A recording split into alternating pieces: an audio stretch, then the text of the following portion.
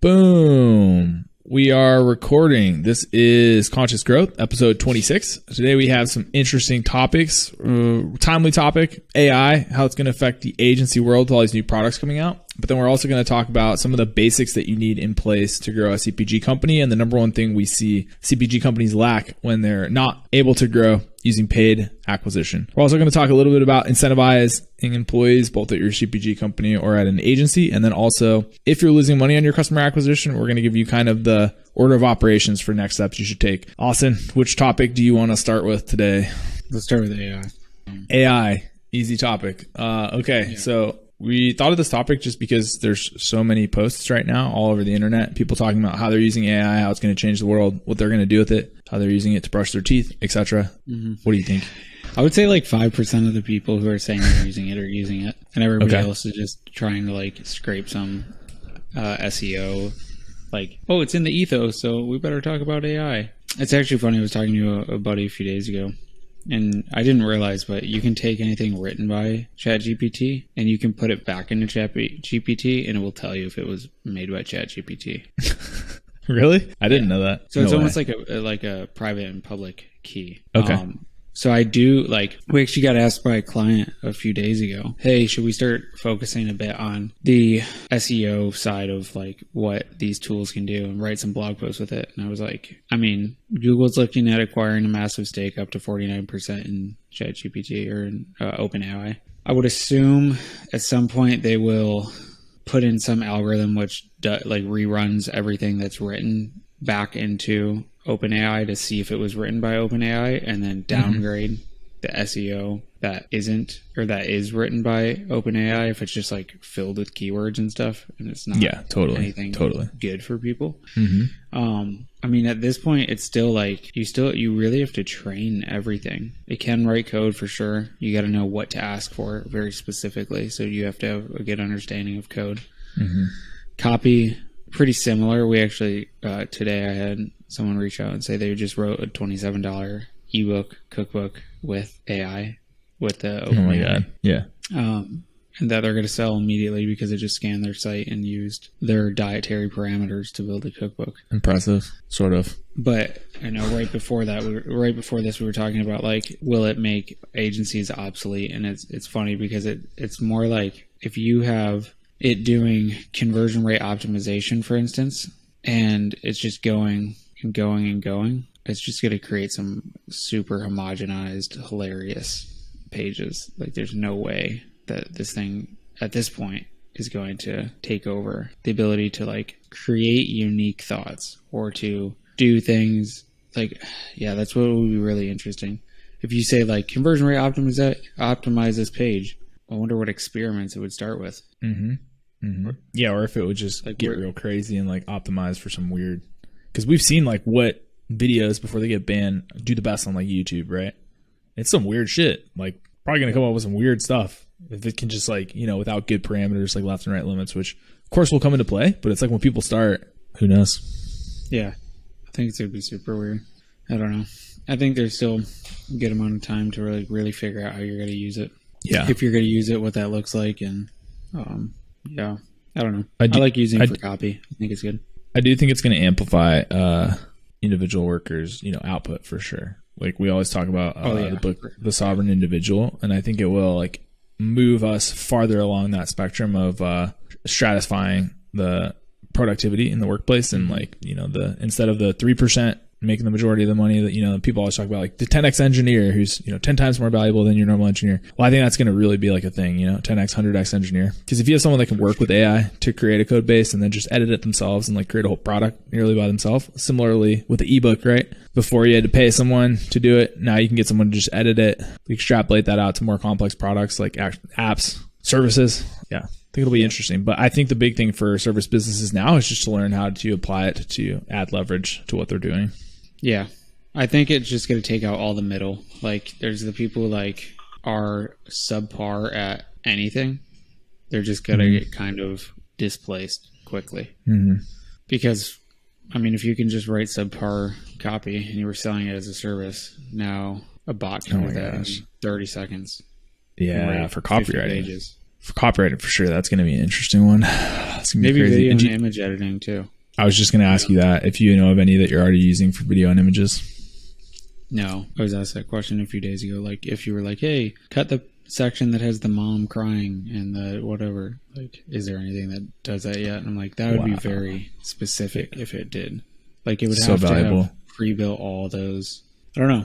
It's probably coming, but I don't know. There's a lot of words and definitions that it will have to understand the way that you're saying it. So like it really is almost going to be like coding AI to get it to do things correctly. Yeah. A lot of tagging videos and language processing. It'll be interesting. Yeah. Can't wait. Nice. Cool. This will be continuing because like this is not going away. So it's probably be a section every podcast. The other one, the big one topic was who you need to have in place on a consumer packaged goods company to help it grow. If you're going to run direct to consumer channels as a primary customer acquisition source, which everyone should be. And this came up recently because after going through a bunch of new client onboarding over the last few months, we noticed this stood out with all the clients that we expected would grow really quickly, is they had someone on board that could essentially drive their direct to consumer growth, like a head of growth role, someone that understands cohort analysis specifically for people coming in, the value of those people over different time frames for different product categories, different product mixes, different offers that we're using to advertise on the direct to consumer channels, and how that affected things like their 60 to 120 day return on their spend for those offers, and then also percentage of those cohorts that turn into recurring customers for a lot of products in consumer packaged goods that are recurring products. And those two things are ridiculously important for being able to have a profitable direct to consumer customer acquisition growth. And Austin, I know you are on some of the accounts that are spending the most and have the best handle on their cohort analysis internally. What else stands out to you about those companies besides having that person who can manage those processes? Yeah, they're very they understand their LTV. They understand what a customer is worth. Let's say in 60 to 90 days, not necessarily like a year. I mean, they can get that data, but it's not as useful. And then they ruthlessly fight to give budget to paid mediums based on profitability. And the way I'm saying that is, if they see that, they can be profitable in 30, 60, 90 days by paying X amount, and then they get shipping costs down slightly, they're going to be like, okay, cool, here, take the rest of that budget, and now you can have 0.05 ROAS less, but scale up to that. They want to pay the most they can to acquire a new customer, always, every time, which I think is the most important attribute. To do it profitably, not to do it like, well, let's just pay unlimited money to get new people on board. No, that doesn't work. But like, pay the most that you can in a reasonable range that you will get paid back. Yeah. Yeah. And to that point, like you said, they can cut costs on shipping or get a lower cost product bundle, lower cost of goods. I know you mentioned something else with changing the times for shipping, change the profitability equation in terms of people converting at a higher rate because they saw the lower ship times on the page, things like that. It's like these people are relentlessly they have someone who can relentlessly look at the P&L for places where they can move costs into their budget for customer acquisition and do that really aggressively and continuously and just be disciplined about it. And, you need the person that understands that and then just has that personality type where they really just get off on chopping costs out of the P&L. I think every company we work with that's doing this successfully has at least one person that like, they just love that. Like they just lay in bed at night and like nothing better than having new ideas for how they can execute on that the next day. For sure. Yeah, I mean, it's honestly the most important thing you can do is figure out how to be profitable always. And if you aren't, I don't know how long you'll be a business. Yeah, that's another topic. So I had a post on this where I was talking about companies that aren't profitable right now. I know you've talked a lot in previous episodes about companies that are talking about how well they're doing, but they're not profitable. They're definitely in the red definitely on their direct to consumer channels, just through talking to different people, different founders. Why do you think that is? And do you think there's anything people who might not be profitable on their direct to consumer channels can do? Like, what would you have them do immediately if you just have a blanket recommendation? Ruthlessly test your offer. Like, if you can figure out an offer that's going to be profitable quickly, for sure, that's the goal. I feel like ruthlessly testing your offer and getting at least one dedicated partner, influencer, thought leader, celebrity, whatever you can get. That's all you need. Profitable offer and a profitable audience to market it to. You do those two things and you should be profitable again. We've seen that over and over again. It's like, nothing's working. Oh, cool. Influencer, profitable. Nothing's working. Oh, cool. Offer, profitable. You can buy both of those. Should knock it out of the park. Yeah. And what do you think about, so recently we had one of the new clients that we brought on talking a lot about trying to reinvest in product R&D, which surprisingly we don't hear a lot. I don't hear that a lot. So I'm wondering, when you're talking about somebody testing offers, how often is it that to test a new offer, you like suggest someone go back to the drawing board on one of their products and alter one of the main components of the product? How often do you think people need to do that? Or is there always usually a creative solution to not have to do that? I think it just depends. Like if your products aren't selling, that for sure makes sense. Or if, like, for instance, you see a blue ocean with some variation of the product, I think that makes sense too. But I think from a standpoint of, is this product going to be something that changes your entire business that quickly? I don't think that's going to happen. I think ultimately looking at your current product line and figuring out what your hero product is, and maybe if you want to make some modifications of it, that makes sense. I think R&D is cool to get your previous customers new products, make sure they're buying more and more. I just know many examples where it's like, we created a new product that's not selling. And I guess if you have that data previously, like if people have taken tons of surveys and you're like, we have 1,000 responses that say we need to carry X. Cool, that makes a lot of sense. The other thing would be if like you have a hero product and right now it's just a powder and you're like, cool, can we turn it into pills? Cool, okay. Now we have pills. Cool, can we turn it into like a quick carry blendable drink mix? Great.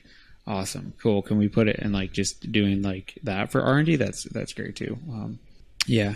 I think those are kind of the most important ways. Again, unless it's like something brand new in the market and you've seen, or there's a massive pool that isn't being capitalized in like an old legacy type market that you can do R&D in and make something better. Primal Kitchen, organic dressings. It's like ranch, or it's not even organic. Ranch, but healthy. Keto, dressings. Whatever. Yeah. We see that Siete chips, but healthier. If you could do that too, that works as well for product R&D. It just, again, it depends where you are with the business and like what you're trying to create next. If it's just to make products, see if something else sticks, I don't know. Yeah. I love that. Actually, this would be great to have like a framework, like a pyramid for the order of operations for testing, because it sounds like that you actually have quite a few different ways you can think about testing different products before you go and try to develop something new. And I also like the idea of like, if you're going to develop something new, have an existing customer list to sell it to. Yeah, that's exactly. Great too. Yeah, because then with the whole surveying thing, it's like you can get enough data to kind of like have an idea if you already have an existing customer list. Yeah. Yeah, just making something to be like, let's get new people in this. Yeah. Women love weight loss things. Let's just build that product. And like a men's fitness brand, probably not a good idea. Yeah. Oh, we've seen that. Like, man, so many stories of that. I think a big one too is like, if you're going to have a brand new product and you don't have someone to test it to, you need to look at that almost like a new business, which means unless you're funded and you have money to burn, you got to start at a really low volume and just let the sales trickle in to get that data at a reasonable rate. That's not going to blow up your capital reserves. Yep. Yeah, exactly. Yeah. No, that's great. That's an infographic we could build. Nice. AI. Oh yeah. Overemployed. So our buddy is building a course, our buddy Delaney, overemployed, people that are trying to get multiple jobs. And it's really funny because there's people laughing about this saying like, you're doing something wrong. Like it's amoral. And when these people have remote jobs and they're not telling the companies that they're simultaneously employed and they, are seemingly performing fine at their jobs. There's a lot, on the internet about gaming the system to get like multiple jobs and like to not overperform, not ask for raises, all these creative ways to get more jobs. But I don't really see a problem with this. Like that's the way it works. I feel like having an equitable relationship means providing enough value for the person to want to work on what they're doing at the level of pay, the quality of projects, the networking you're providing them with. You shouldn't be expecting to own people, I would hope. What do you think? Yeah, I people we work with have multiple jobs. It doesn't, as long as you're getting your shit done, that's the point of a job. But if you want like allegiance, like fuck off. That's not how any of this works. Seriously. It's so stupid. It's like, people are like, you better, if you ever do any work for anybody else, like you're mine. Like that's weird. That's weird. Do some deep reflective stuff. I mean, even back in the day, the first company we worked at, they came with us and they were like, "Hey, we're going to give you equity, but you have to stop doing all your side gigs." And everybody had like personal coaching sites and stuff like that. And we were like, "What? We don't want to do that. That doesn't make sense. That's not what we came here for." So I think a lot of companies literally think that they're your master and you should take from the hand that feeds and never swat at it. But if you're a autonomous being, you should probably try, and especially if you're a bachelor or something like this, you should probably just try to get as many jobs as you can, do them efficiently for whatever time that you can. And it's the same thing as business growth. It really is. Yeah. It's like people just don't want to hear that your employee has 3 other jobs. Like, he's crushing it for me, but he's got 3 jobs, so I'm firing him. All right. You just randomly sparked this question since you mentioned the bachelor life. If you were still a bachelor and you didn't have 2 companies plus projects you're working on, you were like, you know what, I'm going to do this overemployed thing. How many jobs would you have? I feel like you're one of those guys who would have a bunch. Yeah, but I 6. I can't work for people. Yeah. So I couldn't do it. Even if it was like good asynchronous communication? You don't think so? No, I don't think so. Someone was always like, "Hey, Austin, where's that one thing?" I'd be like, sorry, I have a couple other jobs I'm working at. They have more important matters. I was looking for it, and along the way, I actually found my 2 weeks notice. So, see you later. It was weird. It was in the downloads folder. Right next to that PDF. So, there you go. Yeah. Yeah. Yeah, I don't know. This is not my vibe. But okay. If I was someone who liked to work with not the stress of uncertainty or without needing to be totally autonomous and accountable for everything, and I wanted like a job, I probably would have like 4 or 5. Because why not? Yeah. Like, why not? It also sounds fun to try to do. It does. It's like my fantasy of like working at a coffee shop on Thursdays. It's like just because. Yeah. Just to see what it's like. What's the worst thing that happens? Everybody comments on your LinkedIn profile like, "This dude had 3 jobs while he worked at our company." He did real good though, so like, surprising performance, but family. Totally horrible morally. Yeah. I mean, when you hear about like a single mother who has 3 jobs to pay for children, it's pretty good, right? Yeah. I guess, but when a tech bro has 4 different tech jobs to try to pay for his bar tab on Saturday night, it's probably not good. A lot of people get upset. Yeah. The tech guy that's trying to retire at 35 and pay for his bar tab. Yeah. Interesting. Anything else you want to go over today before we take this totally off the rails? No. I feel like this has been I feel like the new year's been great. Performance on the platforms are like better than they've been in a long time. Mm-hmm. And America's on the up and up. America's on the up and up. Let's hope it keeps going. Heck yeah. Boom.